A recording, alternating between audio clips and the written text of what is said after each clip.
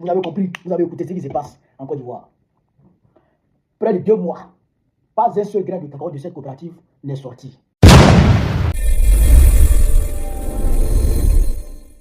Hello mes gars, ouais. Aujourd'hui on se retrouve pour de nouvelles vidéos. Abonnez-vous, activez la cloche de notification si ce n'est pas encore fait. Ici, on est sur l'actualité Ivoire. Ouais, 100% Ivoire, mais en tout cas, un petit peu aussi de l'extérieur. Disons 90% des actualités Ivoire, mais un petit peu 10% de l'extérieur aussi, car c'est hyper important aussi de savoir ce qui se passe dans le monde. Donc, si vous aimez ce genre de délire, n'hésitez pas à prendre place, c'est gratuit. Abonnez-vous. Vérifiez si la cloche est activée. Si ce n'est pas encore activé, active parce que c'est comme ça que vous recevrez des notifications une fois que je mets en ligne une nouvelle vidéo. Donc, c'est hyper important de faire ça. Ouais. J'arrête de blablater, je vous laisse découvrir la vidéo et puis on revient juste après. Ouais. Ici, on est sur Asmo Babi. Ouais.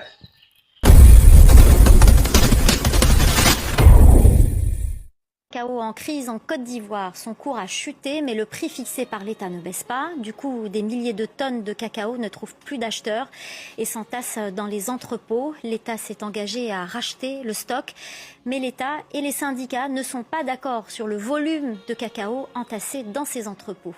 Reportage de Julia Gougenay. C'est une attente insupportable. Depuis 2 mois, pas 1 kilo de cacao produit par les planteurs de cette coopérative n'a pu être vendu. Le cacao est encore stocké. On a des soucis. Il y a mon enfant qui est à l'hôpital. Donc vraiment, cherchez des moyens pour que vous nous payiez. Les enfants là ne sont pas allés à l'école. C'est vrai, vous avez raison. Il y a des obligations. Les problèmes vont se régler bientôt. Ce blocage touche tout le pays, premier producteur mondial, où 1 personne sur 4 dépend des revenus du cacao pour vivre. Si le ministère de l'Agriculture s'est engagé ce mardi à racheter le cacao aux coopératives, le coût de cette attente se fait déjà sentir. Il y a des risques de moisissure. Donc on est obligé à chaque fois de faire sortir le cacao séché et puis remettre dans les sacs pour venir paletter encore. Donc tout ça, ça demande encore de l'argent. Il y a aussi le risque de vol. Parce que nous-mêmes, nous avons été victimes de vol dans le mois de novembre. Nous avons perdu beaucoup de cacao. 100 tonnes de cacao sont stockées ici en attendant d'être vendues, mais ce chiffre ne représente qu'un tiers de la production des planteurs. Certains ont bradé leur stock hors des circuits légaux, tandis que d'autres se résignent à voir leurs fèves pourrir sur les arbres. Tout ça là, c'est des cabosses perdus que nous allons jeter. À cause du manque d'argent, on n'a pas pu payer la main-d'œuvre et puis les produits d'entretien. Derrière cette crise, un problème d'argent. Alors que le prix du kilo de cacao a été fixé au montant record de 2800 francs CFA, le cours du cacao, lui, a chuté sur les marchés internationaux. Les CCC ont préféré, au lieu de vendre le cacao aux multinationales qui ont les moyens, ils ont préféré vendre tous les volumes aux nationaux pour leur intérêt économique. Alors, à ces donc ils ont vendu ce cacao, ils n'ont pas les moyens financiers pour l'acheter. Le stock actuellement bloqué est estimé à 700 000 tonnes par ce syndicat, un chiffre que dément le ministère de l'Agriculture qui s'est engagé à racheter 130 000 tonnes. Frère, vous avez compris, vous avez écouté ce qui se passe en Côte d'Ivoire. Près de 2 mois. Pas un seul grain de cacao de cette coopérative n'est sorti. D'ailleurs, même le CCC ne délivre plus d'autorisation d'exportation du cacao. C'est-à-dire que les gens sont là, leur cacao là. Ils ont envoyé ça dans les coopératives. Les coopératives sont venues peser. Mais là même, maintenant même les coopératives ne veulent même plus peser.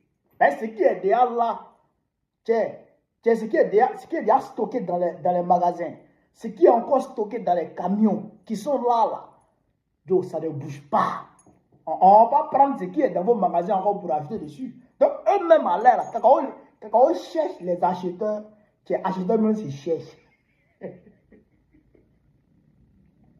Frère, cacao court derrière acheteur regarde cacao comme ça, puis met là. You know, man. Alors, vous comprenez? Mais qui est le problème? Qui gangrène le secteur cacao en Côte d'Ivoire? Qui gangrène? C'est le petit là, Loïc Folorou. L'enfant gâté de la femme de Dramane Ouattara. L'enfant insolent, le voleur, l'esclavagiste de la femme de Dramane Ouattara. Il est le meilleur ami de Macron. C'est le meilleur ami de Macron. Donc, lui et puis Macron, là, ils sont ensemble. C'est lui qui gère le cacao de Côte. Dra ne peut pas parler dedans. C'est lui qui a dit à Dra.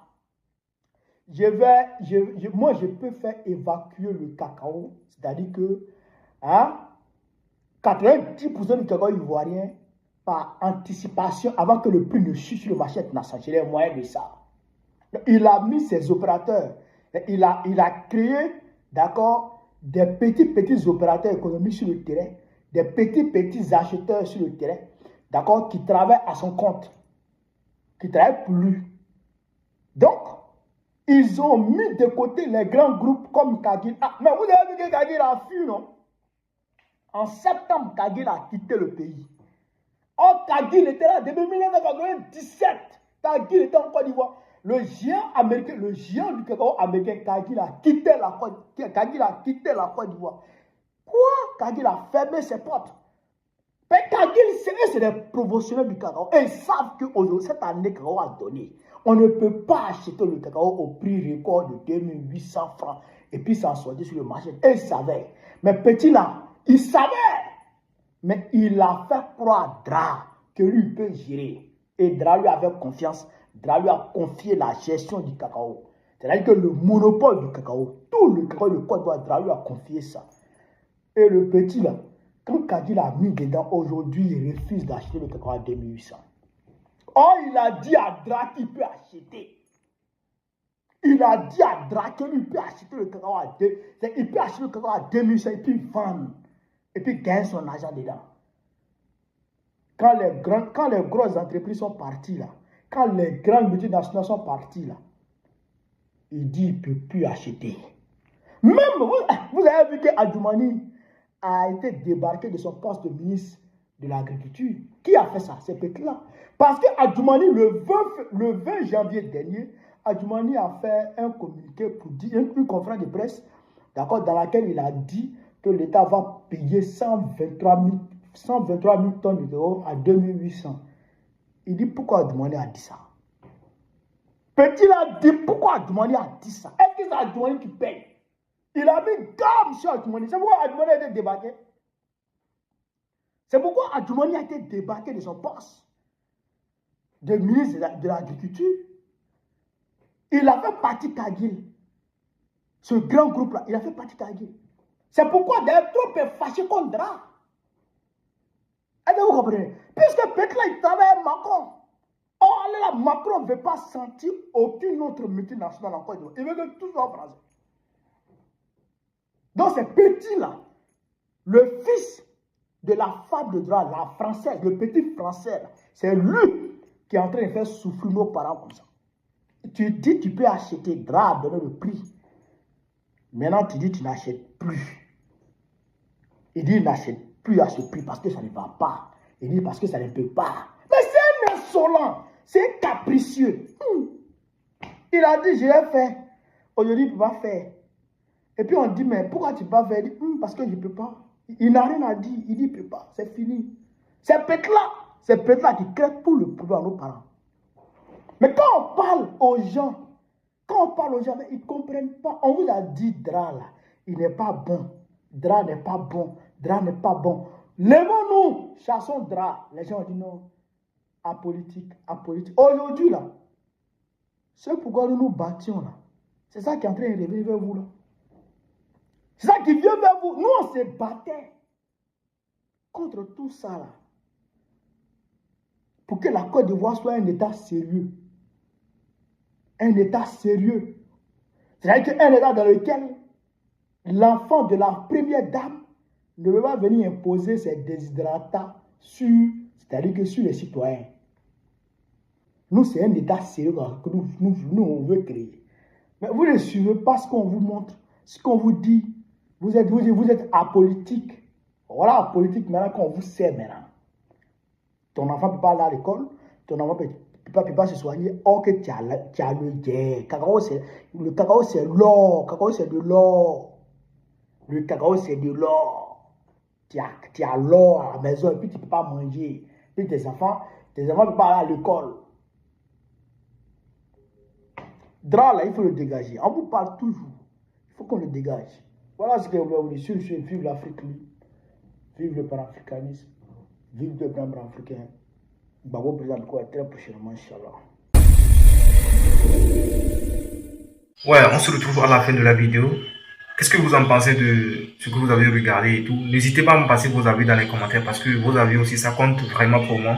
Je suis là pour vous lire et tout. Vos avis, qu'est-ce que vous en pensez et tout. Mettez-moi tout ça dans les commentaires. C'est hyper important pour moi. Et bon, ici on est sur Babi. Et surtout, activez la cloche de notification. Abonnez-vous et on se retrouve pour de nouvelles vidéos. C'était votre gars Asmo. Ici on est sur Babi.